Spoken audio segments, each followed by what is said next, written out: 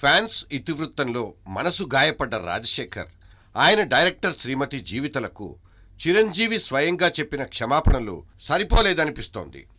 ఈ వృత్తాంతంలో పోలీసుల దర్యాప్తు ఇంకా కొనసాగుతూనే ఉంది. అసలు దోషుల్ని ఇంకా గుర్తించనే లేదు. గుర్తించినా వారిని అదుపులోకి తీసుకోవడం కానీ అరెస్టు చేయడం కానీ జరగనే లేదు. ఈలోగా దంపతులిద్దరూ మంగళవారం నాడు ఓ టీవీ ఛానల్లో తిరిగి ప్రత్యక్షమై మాట్లాడిన మాటలు వారి రాజకీయ ఆసక్తిని చెప్పకనే చెప్పాయి.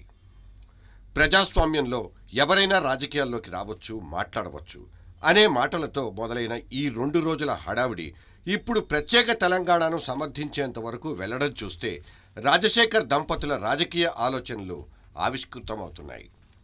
ఈ మధ్యకాలంలో రాజకీయ పార్టీలకు దూరంగా ఉన్న రాజశేఖర్ అకస్మాత్తుగా కొత్త ఆలోచనలతో రంగంలోకి దిగాలని ఉవ్విళ్లూరుతున్నట్టే కనబడుతోంది. రాజశేఖర్ తాను స్వయంగా కాంగ్రెస్ అభిమానినని, నా కుటుంబం మొత్తం కూడా కాంగ్రెస్ అభిమానులేనంటూ స్వయంగా ప్రకటించారు కూడా.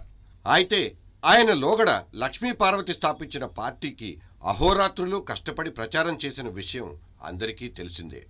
ఆ తర్వాత కాలంలో ఆయన సతీ సమేతంగా వచ్చి ముఖ్యమంత్రిగా ఉన్న చంద్రబాబును కలిసిన సందర్భాలు లేకపోలేదు. ఇప్పుడు రాజశేఖర్ కొత్తగా కాంగ్రెస్ బాణీని ఎత్తుకోవడంలో ఆ పార్టీ నుంచి రాజకీయపరమైన తోడ్పాటును ఆశిస్తున్నారనే అనుమానాలు వ్యక్తమవుతున్నాయి. కాంగ్రెస్ వాదిగా తనను తాను ప్రకటించుకోవడంతోనే ఆ పార్టీ నాయకులు వరుసగా ఆయన ఇంటికి వెళ్లి మొన్నటికి మొన్న పరామర్శలకు క్యూలు కట్టడం వెనక ఆంతర్యం ఏమిటి?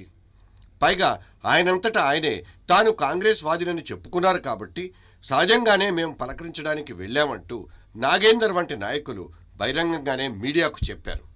ఇక ఇక్కడ చిరంజీవి అభిమానులు జరిగిన గొడవ పూర్తిగా మరో విషయంగా పక్కన పెట్టాల్సిందేనేమో.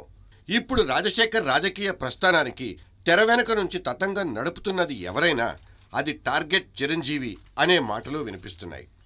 తెలుగు ప్రేక్షకుల ఆదరాభిమానాలు చూరగొన్న రాజశేఖర్ భాషాపరంగా తన ఆలోచనల్ని వ్యక్తం చేయడంలో పడుతున్న ఇబ్బంది చూస్తూనే ఉన్నాం.